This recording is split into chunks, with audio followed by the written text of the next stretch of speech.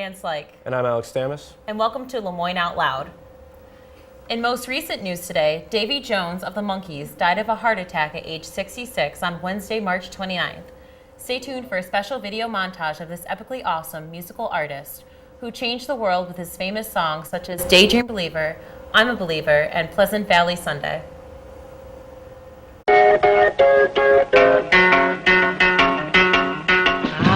Love was only true in fairy tales, and for someone else, but not for me. Our love was out to get me, that's the way it seemed. Disappointment haunted all my dreams. Then I saw her face, now I'm a believer, not a trace of doubt in my mind. I'm in love, I'm a believer, I couldn't leave her if I tried. I thought love was more or less a given thing. Seems the more I gave, the less I got. What's the use in trying? All you get is pain. When I needed sunshine, I got rain. Oh, then I saw her face. Now I'm a believer, not a trace of doubt in my mind. I'm in love, I'm a believer, I couldn't leave her if I tried. In Lemoyne news, LSPB is hosting Gym Class Heroes and Joe Driscoll to perform at FinFest 2012. Also stay for the Dubstep After Party at the Lost Horizon hosted by DJ Z-Fi and WLMU. Tickets are on sale now. Stay tuned to LCTV for more information regarding FinFest 2012. In other Lemoyne news, fellow communication professor Michael Streiskuth is to debut his new film Friday, March 16th at the PAC. Professor Streiskuth's documentary called Record Paradise, Musical Life of Joe Lee is about a record store owner, a look into this off-kilter musical world. Streiskuth's film provides a beautiful view of music as a profession with a killer soundtrack from local Syracuse bands and famous artists such as Ray Charles and Root Boy System. Those students Luke Baker, Jay Morgessi, Carrie Carpenter, and Scott Punetti helped Streiskuth with the film. If you're interested, tickets are $3 for Lemoyne students and $5 for the general public. All proceeds will be donated in support of Denise Gasarowski Award in Creative Writing. Tickets are made available from Professor Streiskuth or made available by the PAC box office.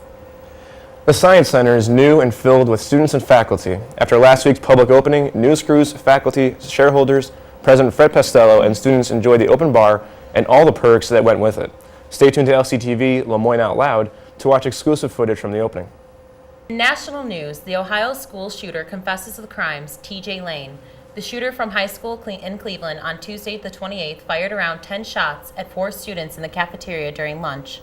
3 victims have died, but county prosecutor says this is not about bullying, this is not about drugs, this was an effect of one lone gunman. He chose his victims at random. The authorities are still looking into the case. So what do you think about all that gun violence? It's been happening a lot more frequently. I mean, this brings up the memories of Columbine and Virginia Tech. And it goes to show, it's a cliche sort of, but I mean, it can happen anywhere. I mean, if you don't have the proper security at your school, anyone can just walk in with a gun. That's true, and it's kind of funny because after all this happens, all these schools start buckling down about the security and stuff, and then slowly they start to, forget about it because it's the national response. Happening. Yeah. I think it's a lot of kids that are really depressed and all that. But they said it wasn't about bullying, so. That's hard. I mean, that's honestly hard to believe. I feel like that's probably the number one thing that leads to school shootings. But regardless, it's a shame. But we digress. In other national news, the United States has announced a diplomatic breakthrough with North Korea. The agreement in the works allows North Korea to return the nuclear weapons from the International Atomic Energy Agency. In return, the United States will provide North Korea with a large food aid package. The U.S. is estimated to deliver a package of 240,000 metric tons of food. North Korea's agreement in the package is in hopes to improve the atmosphere and showing its commitment to denuclearization by stopping long-range missile tests, nuclear tests, and ending nuclear activity in North Korea. For LCTV's recommended website for the week. This is an all new thing that we're going to start to do. It's just we're going to start recommending a website that we think you guys should visit because we think it's cool, so we think you'll think it's cool. Websites such as Facebook and Twitter are great social networking mediums that are used to not only connect with friends, but suck up loads of time for college students everywhere. This week, as a part of Lemoyne Out Loud, LCTV provides you with the website of the week.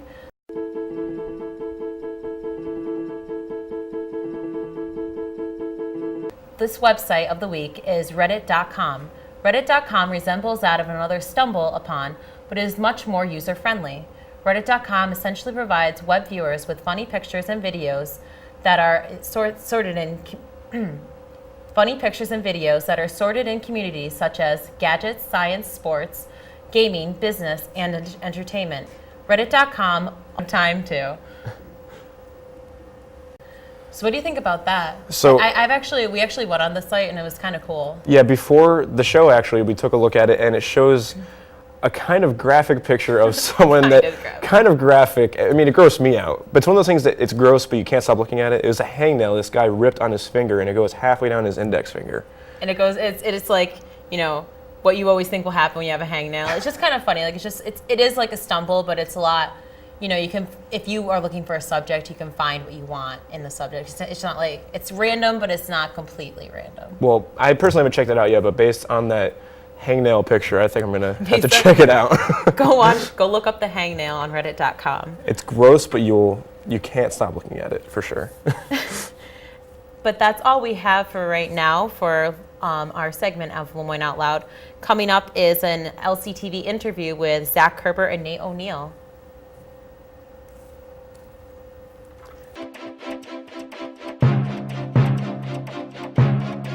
Hello, welcome to LCTV. I'm Alex Samus, and we're here with LCTV's own Zach Kerber and Nate O'Neill, who are creating their very own indie film. Yes. So, guys, let's dive right into it. What's your film about, essentially? Well, it's a horror film slash experimental film. It's a very psychedelic and trippy film, and it's basically about a college party that's gone wrong, and it's basically designed to look like a dream.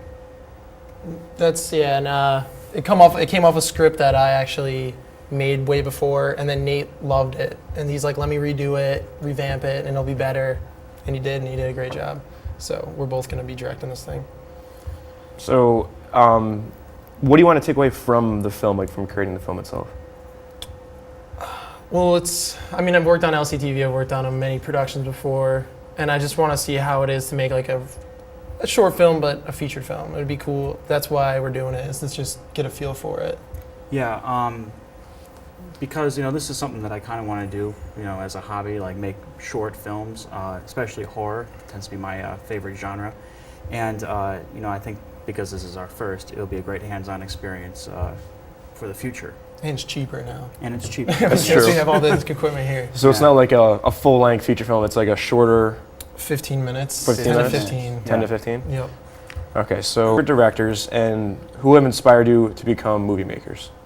You want to go first? You want me to go first? You go first. All right.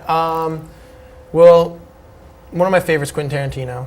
I love the way he directs and stuff. But actually, what got me started on this whole thing, Nate gave me a book by Robert Rodriguez. It was another one of my favorite. And it just gave you a 10-minute movie school kind of thing. And it kind of pushed me to just say, let's do it. And that's, he gave me the book, and that's what made him just like, let's do this. And I was like, all right. Gave you the motivation to be a movie maker? Yeah, he basically just was like, do it in the book. I was like, and I was like, all right. I was like, I'm going to do it. So. Easy enough? Yeah. Well, I think my all-time favorite director who really got me interested in cinema was Stanley Kubrick. His movies like Clockwork Orange and The Shining, and if you look at the films, the way he uses the camera to tell the story, he's almost like the reincarnation of Alfred Hitchcock, another one of my favorites. But when it comes to horror, I guess you could say I have some... I take a lot of influence from directors like John Carpenter, who directed Halloween, and Wes Craven, who did Last House on the Left and Nightmare on Elm Street. And those are my guys. So your favorite directors, do you model your movie-making style after them, or do you just use them as inspiration as how successful they've been? I'd say inspiration, because I don't like to steal ideas, because if you've seen it before, who cares? You know, I mean, there's some, you know, in the film, especially this film that we're doing, I would like to do a couple salutes to my favorite directors, you know, a couple references, but no, you know, general influence. Because it's not your own. Right. Right. And there's also, well, I just love Quentin Tarantino. Big thing he's known for is dialogue. Mm-hmm. So that's something I try to shoot for, like in a film or dialogue. We revamped my dialogue because there's nothing. And I love how he uses the F word. That's like my favorite thing about Quentin Tarantino. So I guess we're going to combine his horror with my. What about silhouette and black and white? You know, you said you wanted to put that in there. Like The movie's going to transition from color to black and white, and then we think we might be going back to color. Mm-hmm. And that's Alfred Hitchcock, honey. That's Alfred Hitchcockian. And also, I don't know, it's a gritty. We're just trying to get a really gritty look for it. It's going to be interesting to see what happens. So with your film personally that you're making, is there a certain message or vision that you hope your readers get or that they're affected by after watching your film? What just happened? And what's going on right now? Like, was it real? Was it fake? Like an Did this actually Inception happen? kind of thing? Yeah. Okay. We want you to pull away from it and kind of analyze it. We want you to analyze it. I think it's still a little too early to decide what we want our audience to think. You know, I think once we get into the nuts and bolts of actually directing the film, and all that, and I think after the film is done, after editing, I think that then we'll kind of understand what the message is, because I've always noticed that I'm a screenwriter, and when I write, you know, movies, I always think of a certain message that I want the audience to think, but when I'm done, it's very different. You know, it's as if like it does take on a life of its own. it takes on a life of its own. It's as if I was watching the movie, Right. you know. So that's what I think. I think it's going to be the same thing when you actually make it. So, but what do I know? I've never done it before. So now, as seniors, very simple. What are your plans for the future? Let's start with Zach. Wherever communications takes me, I guess, because there's just so much with it. I have plans maybe to go out to LA or New York City. Do you have like a specific like goal you want to reach, like dream job kind of thing? I would love to produce movies. That would be sweet, to be a producer. Like a Hollywood producer? Yep, that would be my dream job, definitely. What about you, Nate? Well, the thing is, I'm not a communications major, so I guess my dream jobs are a little bit different. I'm actually a political science major, so I guess my dream job would be to manage campaigns and all that stuff. But when it comes to making films, I just kind of see it as just a hobby I'd like to do, you know, for the rest of my life, and starting with this one. Well, good luck with the film. Good luck with your careers beyond college, and thank you for coming on our show here. Thanks for having us, LT. Thank you. And that's us for LCTV. Stay tuned for LCTV Sports Talk.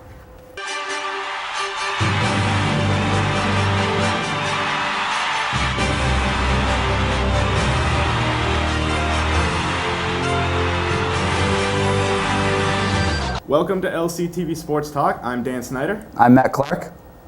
I'm Jeremiah Deep. And I'm Alex Stamus. Jumping right into it, let's move to the NBA. All-Star Weekend was this weekend. Kobe Bryant fouled hard by Dwayne Wade, out for 2 to 3 games with a concussion. Is this overhyped or is this actually serious? Personally, I think, any sort of concussions type injury is serious. It's a serious injury, and I think Kobe Bryant's not going to miss. He's going to try not to miss a game because he always wants to play. Right. And I think he's going to take it personally, to be honest. I don't know if he's going to do a hard foul on Dwayne Wade, but I think he's going to come out in that game against Miami with some sort of chip on his shoulder. I think he's going to come out looking to have a big game, but otherwise, I think Kobe Bryant will bounce back. I don't think he's going to be affected too much once he's back in the lineup. Yeah, I think Kobe Bryant's personal bodyguard, Meta World Peace, will take care of any Dwayne Wade fouling that needs to be done. But I've been looking at a lot of Laker tweets today, and apparently he passed the concussion test, and he probably will play tonight. Don't even get me started with Meta World Peace. That whole name thing is just... That's ridiculous. It's just out of Absolutely. there. Yeah, how did Ochocinco work out with the name changes? Don't even want to go into that. Do you think Dwayne Wade was sincere with his apology with his interview afterwards? Because everyone knows the All-Star game, just like the Pro Bowl, is just a meaningless game. Right. They're put on a show for the fans. The combined score was 301 points. Yeah, exactly. I don't think he did anything on purpose. I think that he didn't mean it. I don't understand why some of the Lakers play. I understand why they were a little mad, but I heard Paul Gasol make some comments and Andrew Bynum made some comments about Wade. I just don't understand why he'd make them. I don't think he intentionally meant to give him a concussion or, break his nose. I mean, he did send him a text to say he was sorry. So I just think it was kind of an accident. He was playing hard, and even in the All-Star game, they still want to win. I mean, it's not that big of a deal, but they still play to win. So I can understand. Obviously he didn't mean to do it. I think we should leave it at that. I think it's just a case of Dwayne being in the wrong place at the wrong time. Yeah. But I like that Kobe's guys are sticking up for him because he is, after all, everything on that team. Right, he is the heart and soul of that team. Clearly a Hall of Famer, arguably one of the greatest Lakers to play. Behind Wilt, behind all those great players. But I think because it's Kobe Bryant, they might be blowing this out of proportion a little bit. But anytime you deal with concussion, you have to take it seriously. Imagine if this happened to Jeremy Lin. What then? We would have Asia attacking the entire continent. We'd be dead. Moving on to the NFL, with the NFL draft coming up, Andrew Luck is a sure pick for number 1. Who is going to be the number 2 pick? That's really interesting. Who are the Rams? If they keep the pick, who are they going to take? That's really interesting because they're saying they're going to deal that pick. Now, they could do one of two things. They could either keep the pick and say they can grab Robert Griffin and then trade Sam Bradford, or they can keep Bradford, which it sounds like they're going to do now, and then trade the pick and get first-round picks in the future, the next 2 or 3 years. See, that's where I disagree with you because I'm thinking Rams keep the pick because last time I checked, they don't have a deep threat. Justin Blackmon out of Oklahoma State is a great pick, great deep threat wide receiver.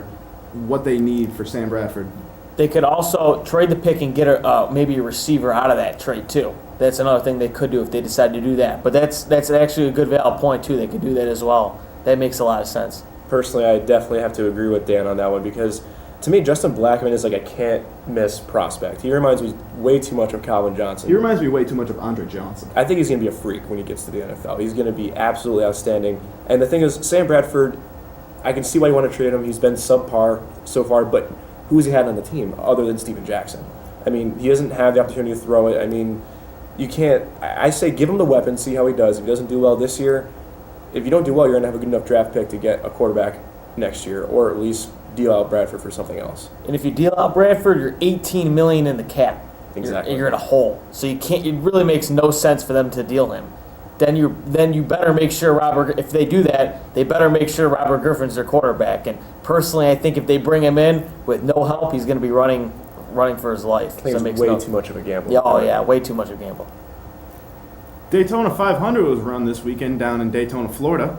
Matt Kenseth won. And Juan Pablo Montoya ran into a jet dryer and inflamed the track for 2 hours. Moving on to men's soccer. USA, USA, USA. That's right, folks. For the first time in American history, USA took down the Italians. 1-0, thanks in part to Clint Dempsey. Where do you guys stand on soccer? I mean, honestly, I'm not a big fan of soccer, but I love when USA pulls off something like this. I mean, when they beat, was it Algeria in the World Cup? The whole nation just comes together. It's like sports has a way to bring people together, nothing else can.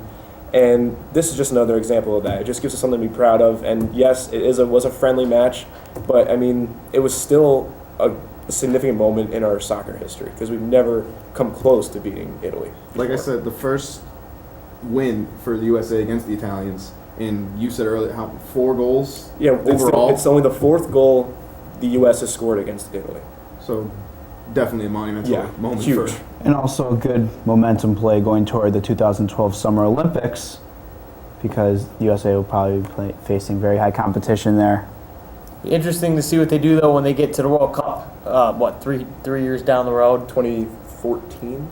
So 2 years down the road, yeah. 2014. So it was a good win. I mean, ultimately, it was only a friendly. I do follow soccer a little bit, and I'm impressed. It was a great win, but ultimately, they're going to have to do it at the World Cup stage. That's when it really matters. So it's a great win, but we'll see if they keep this up and if they can improve when it comes time for the big dance at the World Cup. So they had a great outing last World Cup. We'll see if they can build on this and continue. They got a new coach, and it was definitely a great game. And Tim Howard played well in goal, too. He bailed them out a couple of times. So they put themselves on the map. A lot of people will be talking about them after this win. So I think it's great for soccer and for the United States in general. Seems like Klinsmann has this team going in the right direction, going toward the 2012 Olympics, future World Cups to come. USA is making moves in world soccer. Definitely. For sure. So with the weather getting nicer, Lemoyne spring sports are starting to come into play. Men's lacrosse moved into 4th overall in the USILA, the United States Intercollegiate Lacrosse Association. You guys excited for lacrosse? You big fans or any other spring sports around Des Moines? I personally watched the lacrosse team for the first time this past weekend when they played St. Rose at home, and I was impressed. I mean, granted, it's St. Rose's first year as a program for men's lacrosse, but our men's lacrosse team is looking very good. And also our women's lacrosse team, they're number 1 in the country. Right, So nobody gives them a lot of credit. Nobody gives them a lot of recognition. yeah, they won, I believe, 17-1, I think, before the men went on and played. So both lacrosse teams gives Le Moyne something to be excited about for sure. Yeah, I played lacrosse in high school. It's one of my favorite sports. I'm happy for them, and they're a great team. So I'm looking forward to seeing how far they can go. Definitely excited for them. Great win. Big lacrosse fan, Matt? I played some gym class ball back in the day, and from what Le Moyne showed, that definitely a lot of fundamentals. They put the ball in the goal a lot, and I think it was a good performance by the team. Well, that's about all we have for LCTV Sports Talk. And for all your Le Moyne sports information, visit LeMoyneDolphins.com. Now stay tuned for a tagline on Tagball.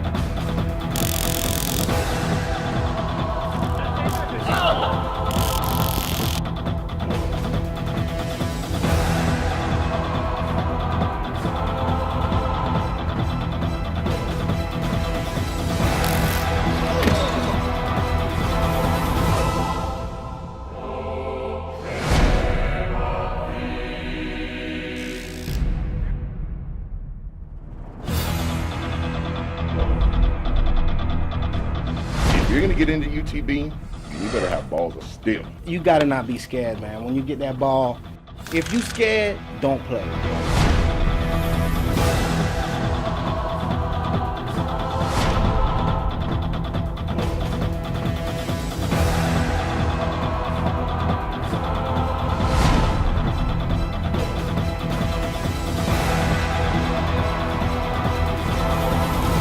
I hate Thomas Taylor. He's the biggest cheater out there.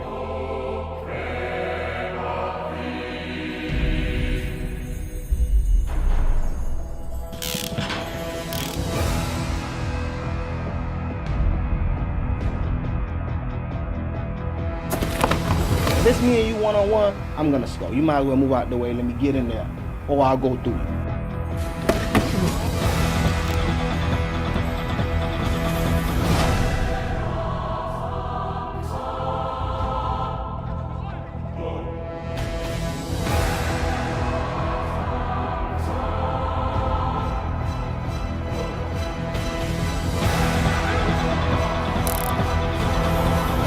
I mean, it hurts, man. It doesn't feel good.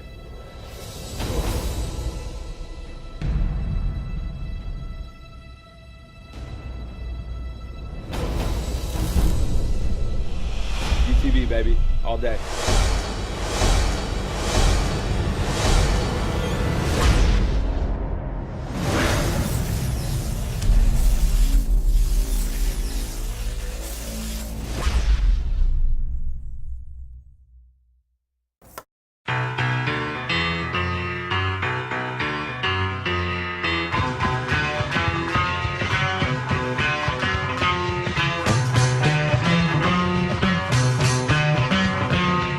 I'm Brant Range, and welcome to What the Tech, a weekly tech show where I tell you about what's going on this week in technology. This week is the battle of the betas. Both Microsoft and Apple have launched betas software of their operating systems. Apple's is codenamed Mountain Lion, whereas Windows has launched Windows 8. The difference between the two is that Mountain Lion is a developer beta, which means only those who are developing software for it will have access to it, whereas Microsoft has released Windows 8 as a public beta. That means you viewers right now can go to Microsoft.com and snag yourself a copy. I don't recommend this though because it's only really for users who know what they're doing. Some software that you may use on a daily basis might not be compatible, and really they're looking for tech people who will give them feedback before the actual public launch. Mountain Lion is set to launch this summer, whereas Windows 8 is set to launch this fall. Fans of the video player VLC will be happy to know that version 2.0 recently launched. Version 1.0 is great as a media player, but version 2 has become a full-on media center. You can store your video files there. It plays a resounding amount of codecs, gives you a lot more video freedom, and it's just all around a really awesome update. As always, it's completely free and extremely small, so you'll be able to watch high-definition video without any slowdown. This week is Mobile World Congress, which is where a lot of cell phone manufacturers show their latest wares. One phone of note is the Nokia 808 PureView. It features a 41 megapixel camera. That's not 4.1, yes, a 41 megapixel camera on a cell phone. So if you want to direct the next Jurassic Park on a budget, this might be the phone for you. It's set to launch this November. Well, all you Apple fanboys out there will be happy to know that the iPad 3 will be announced on March 7th.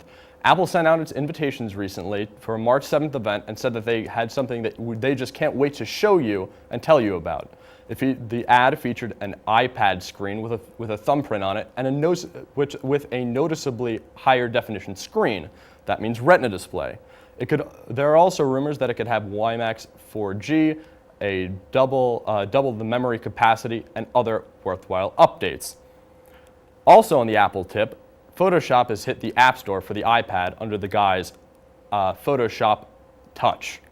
For $10, you get the Photoshop suite on your iPad, albeit it's quite limited. It only takes pictures up to 1600 by 1600 pixels, but for a 1.0 product and for only $10, that's a value.